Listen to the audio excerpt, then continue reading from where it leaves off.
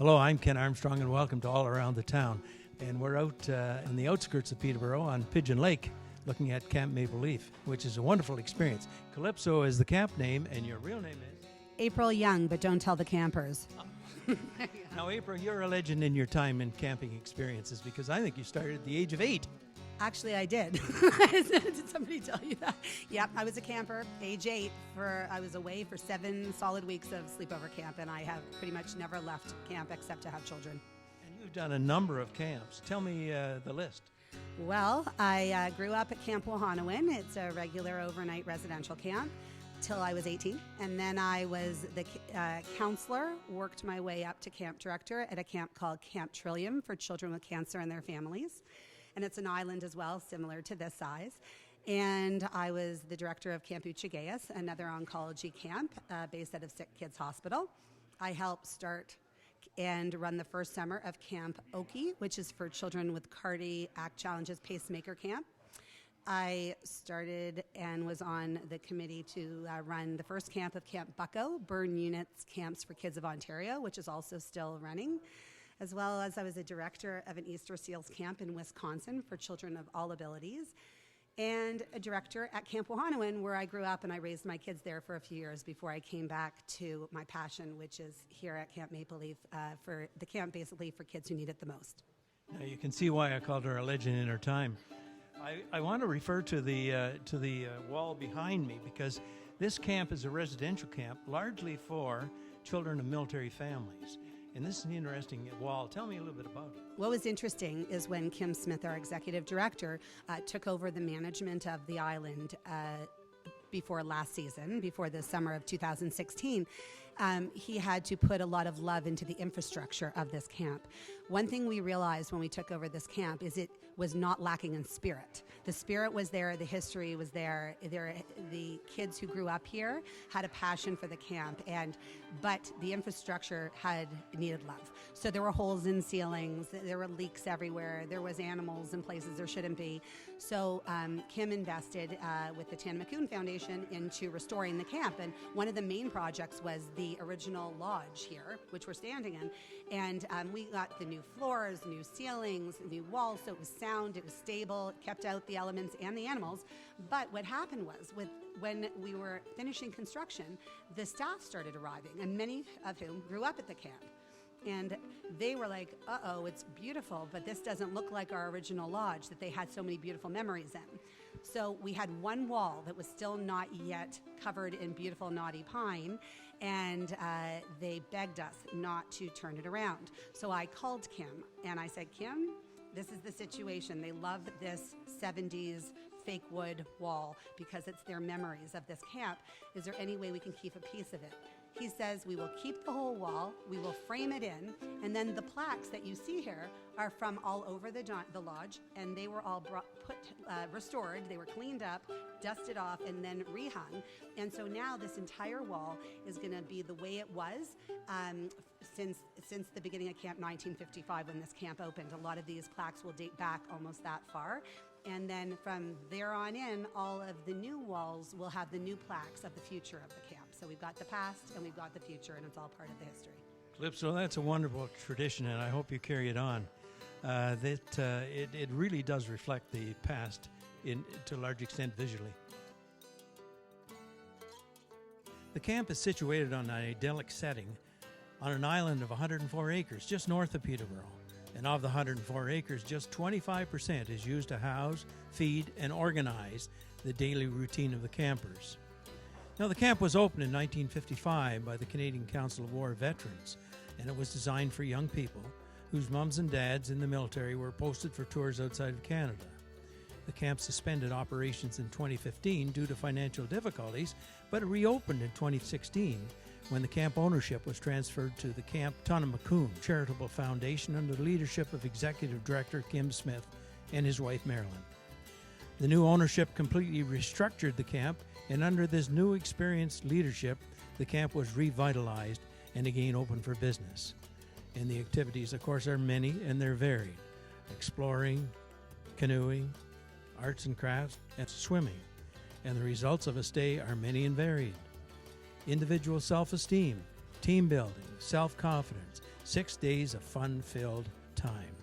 It's the greatest investment that we can make in and for our citizens of tomorrow. Cobra, you're a veteran of Camp Maple Leaf. You've been here for how many years? 12 years. 12 years. Camper, and then I did our LIT program, our CIT program, which are like in training programs, and then I was a counselor, and then I was head staff this summer.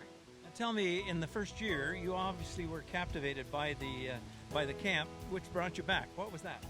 I think just being able to come and spend a week where it doesn't matter where you came from, all the buses came from different cities, and at the end of the week, it always ended with, see you next summer. And you're like, okay, well, if all my friends are coming back next summer, I'm going to keep coming back. I have best friends that I've made here since I was a camper that I work on staff with now. And I think having the memories as a camper, and being like, remember that time when we were 7? And I think those are like quality memories that I will have until forever. Now, Cobra, one of the aspects here that I've noticed is that, and I've heard it too, that when the kids first arrive, they're somewhat shy, reticent, and all of a sudden they break out. Is that right? It's so true. We get them off the boat on mainland, and they're putting on life jackets, and they're scared. They're like, where are we going? We just spent 3 hours at a bus. And I've had campers so many times be like, I'm not singing songs, I'm not putting on costumes, I'm not doing any of that. They do not want to be here. They fight it so as much as they can, and within 24 hours they spend a night in a cabin with a bunch of kids their age, and the next day they are jumping all over the place. They're putting on costumes, they're singing songs, and at the end of the week they don't want to go home. They're like, can we do this week all over again? Because they've just had there's a culture here of singing and dancing in costumes where it's very unique to this island, and I've experienced it for a long time, and I think it's so cool being able to watch campers relive that and start at the very beginning of the week shy and end coming back planning to be staff here. What a great experience. Yes. Now, I'm talking now to Jay Hooper, who, by the way, has a marvelous connection with Peterborough. And I'll get to that in a minute, Jay, but I want to ask you, this place needs support. Yes. Needs a lot of help. Yeah. It doesn't run on nickels and dimes. Right. How do you do this? Well, it's really through the partnerships that we're able to establish, both with organizations, with companies, and with individuals. Individuals who've heard about the camp and individuals who've got a connection in some way with the camp. Either they've been here or their kids have been here or they've got friends who've been here. People who know what the value of the camp is and want to support it. And you're reaching out throughout Ontario and I presume right across Canada. The major focus at this point has been Ontario. We'll, I think, focus there for a while, and then we'll start to expand out. At this point, most of our campers, almost 98% of our campers, come from Ontario. So we'll focus on Ontario for the next year or two, and then gradually expand out from there. It's been a revelation to me, Jay, to come here. I was not aware of this camp to the extent I'd heard of it, but not intimate with it. You have a connection locally. I want to ask you about your Peterborough connection. Yeah, well, my original connection, I'm from Peterborough. Originally, my family, the Hooper family, had been in Peterborough for many, many years, and in fact are still there. Hooper's Bakeries were an institution in Peterborough when I was a kid, and that was my grandfather and his brother. And maintained that connection, and I still have a cottage just outside of Peterborough, so I consider myself a member of the community. Well, Jay, thanks for all you do, because I look around me, I can see what you're doing you're doing it well. Well, thank you. I mean, it's not hard with a camp program like this to find support for it, and certainly any of your listeners that want to find out more can get in touch with me. I'd be glad to talk to them. How do they get in touch with you? They can reach me through the camp number or through the camp website is probably best. There's an email address that people can access there. Jay, give me a little bit of the historical background and the numbers that have gone through this place. Yeah, well, the camp has, as you know, again, a long history. It was established in 1955. It's been operating since that time, and over the years, there have been 35,000 children who've come to Camp Maple Leaf. That's pretty impressive. And of a variety of faces, too. Different reasons, many of them military families, but Yes. you have specialized programs, too. Yeah, we've had over the years a number of different partners that the camp has worked with. Just this past summer, we've worked with About Face, we've worked with bereaved families of Ontario, Little People of Ontario, people who want to have an experience where their kids can join with other kids that have got similar experience so that they don't feel like they're isolated and alone. It's a great opportunity for kids to do that and experience camp together. Camp Now, where do you get your staff counselors? Really from all over. Now, they're obviously being where we are. There are a number of our counselors that come from Peterborough. There are a great many counselors who have themselves been campers in the past and have stayed connected with the camp, came through the leadership and training program, and are now counselors. We had a leadership and training 2 sessions this past summer.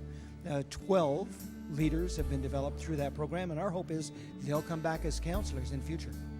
I met a couple that were proud students at Trent University presently. Yeah, and I know there are a couple of kids that are going back to Trent this fall. So yeah, they're very actively connected, both through Trent and to the camp. We love that relationship. What a great investment in young people this place is. You'll find out there's some really amazing people who are working in this camp, and these are people who are 18, 19, and 20. They're incredible. Well, I can tell you it's a fun day. They're running around here singing and jumping and swimming. In the rain. In the rain. We'll take a short break at this point, and we'll be back with All Around the Town in just a minute.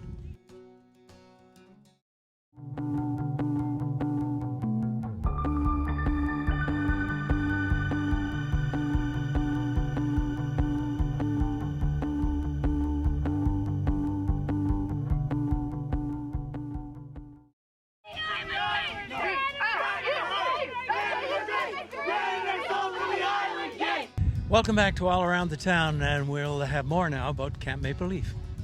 Now listen, I have a unique couple here with me at the present time, a father and daughter who are volunteering their time at Camp Maple Leaf. Now, Avery, you are known today as Costello. I am. Now, how'd you get that name? They just choose our names for us, the head staff. They all do a whole process to try and get everyone's names, and they're all very unique, and they all meld together very well. Every staff member has a name? Yes. Yes, they do. And where does Costello come from? Elvis Costello was a musician, and we have the same birth date. So that's how my name has come to be. And you live with that the full time you're here? Yes. Now, how long have you been here? This is my first year as staff. Last year as a CIT. And then I was given my name then, and then I've come back as staff for this year. Well, that's great. And you're having a great time, I know. Absolutely.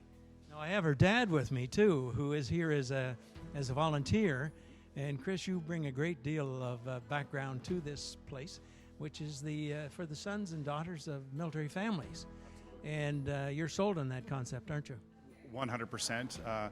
As a former member of the regular force for 28 years, and now the proud commanding officer of the Hastings and Prince Edward Regiment, which is 25 minutes away from here, I have taken it upon in my semi-retirement to volunteer my time and my phone and my willingness to call people to garner support for Camp Maple Leaf. I've seen my daughter and my son flourish here as campers, and now it's my turn to give back. They're about to head off to university and colleges, and there's many, many more children that could really benefit from here. I'm sold, and I'm in for the long haul here. Now, I have to ask you, what has sold you that concept?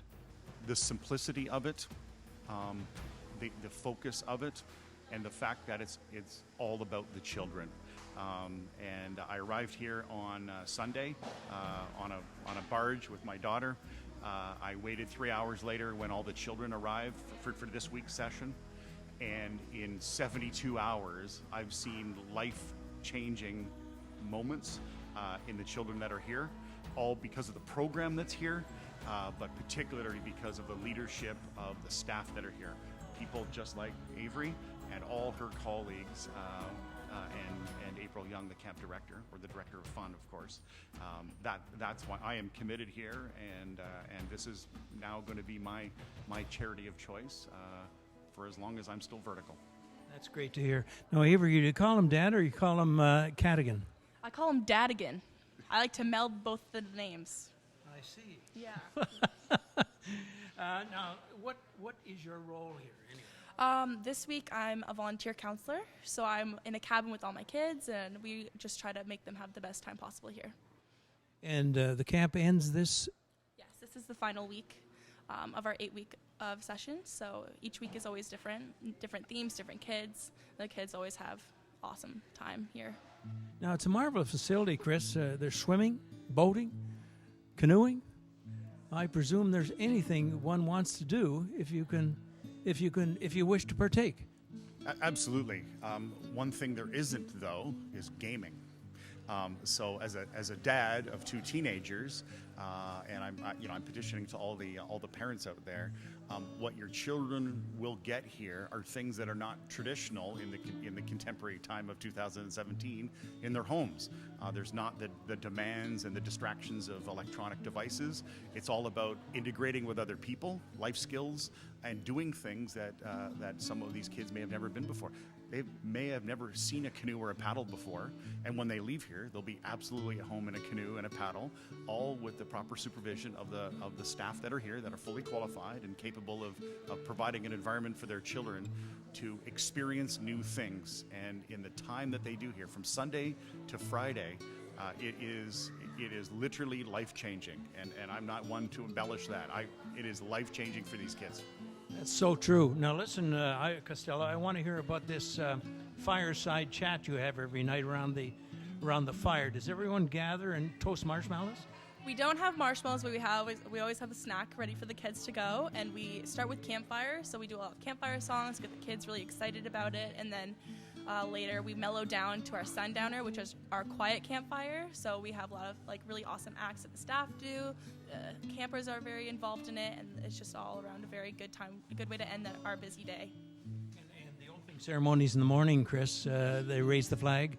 A little bit of tradition. It's remarkable tradition, actually. That is beside the cenotaph, of course, and it's the flag and the Support Our Troops flag. And as a member of the military who has endured loss, it's remarkable to me. It's good. Now I have with me a camper who just loves this place, and you've been here now, what, a week? Few days. A few days. What has captured your imagination? What do you like best here? There's a bunch of things to do. I like hockey and the island survival games. Tell me about the flag raising in the morning. You come out here and you salute the flag, or what do you do? You come out here at 8 o'clock. Someone makes a quote of the day over there. And then they raise the flag and put the national, and someone sings the national anthem. And do you sing too? Everybody sing? Yeah. Good. And they pick someone random to start off. Oh, wonderful. And what time do you hit the hay? What time do you lay down your pillow? Well, whenever it's dark, so around 9. 9 o'clock. What time do you get up? They wake you up at 7. Wow, that's a long day. But it's a fun-filled day, isn't it? Oh, yeah, there's plenty of things to do. Thanks, Wyatt. One of the main attractions here is the water, the swimming, the boating. So tell me about it, because you're an expert in this. Well, at our waterfront, we offer activities such as canoeing and kayaking. We have these big rowboats that were donated. We also have swimming. We got a donation from our alumni last year. It was a giant water lily pad. We have camp-wide swim every single day, and it's just so much fun when there's all the kids splashing around. Water's been like a big hit at camp, especially on days when it's hot. It's just a place everybody can go cool off and relax. Do many of the campers, are they non-swimmers? We have some non-swimmers because we take ages 6 to 16. So some kids come and we do a swim test on their first day at camp, their first full day.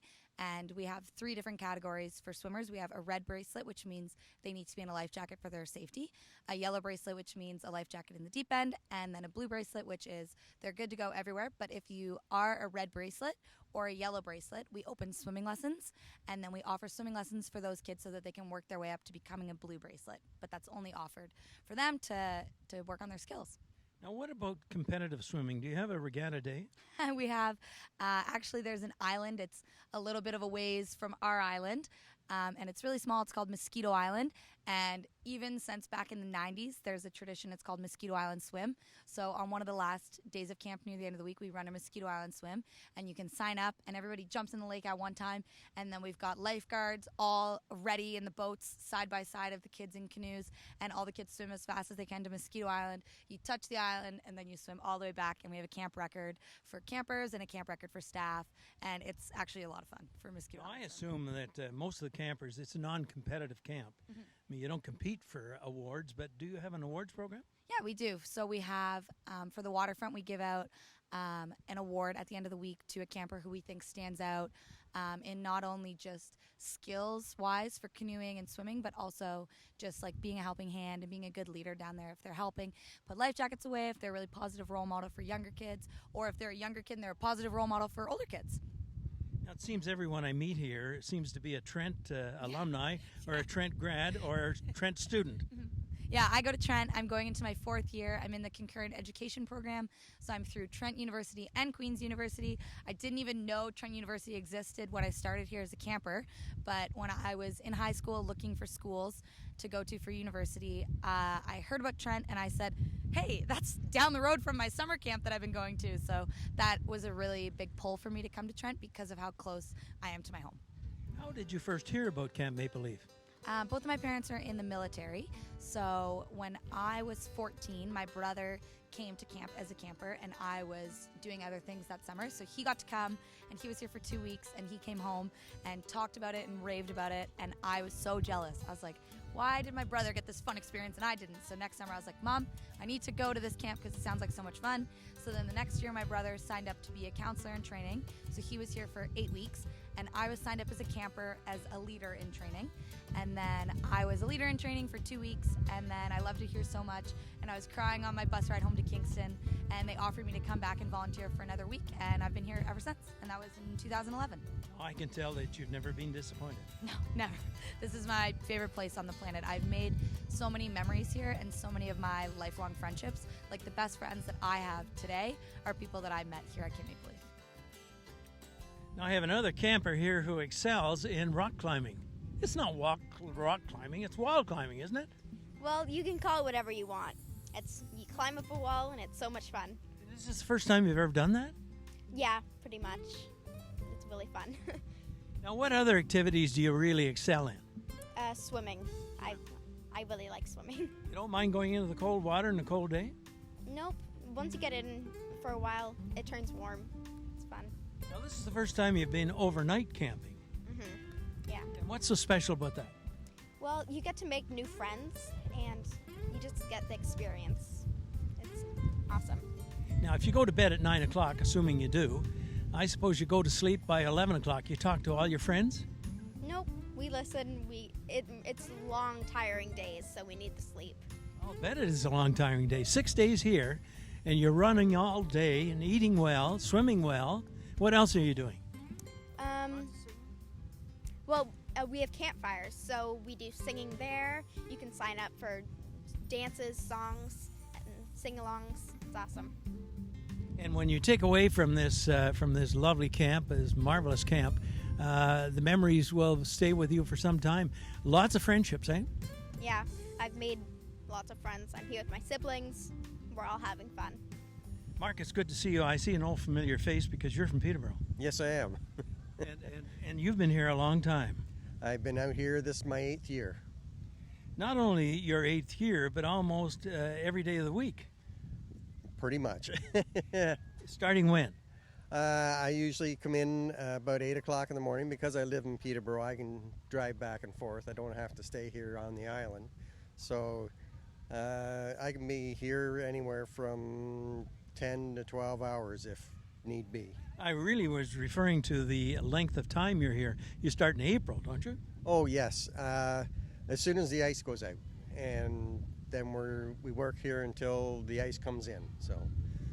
And is there much refurbishment, repair work to do? There's always repair work to do. With the veterans setting this up in 1955, there's a lot of infrastructure here, and of course some of it is getting a little older now, and we've got a lot of things to keep looking after. And you've had some assistance from the combat engineers in Petawawa, though, have you, from time to time? Yes, I have.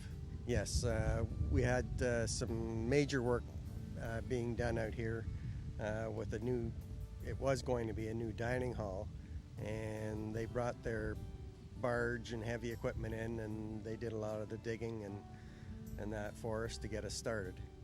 Now, I read where you had rather unfortunate winter. It's been a tough winter on the dock and the swimming facilities. You've been working at that for some time, haven't you? Yes, we have. last year we had to build some new docks for the swimming area. Just over the years, yes, the ice does a lot of damage to the shifting them around and whatnot.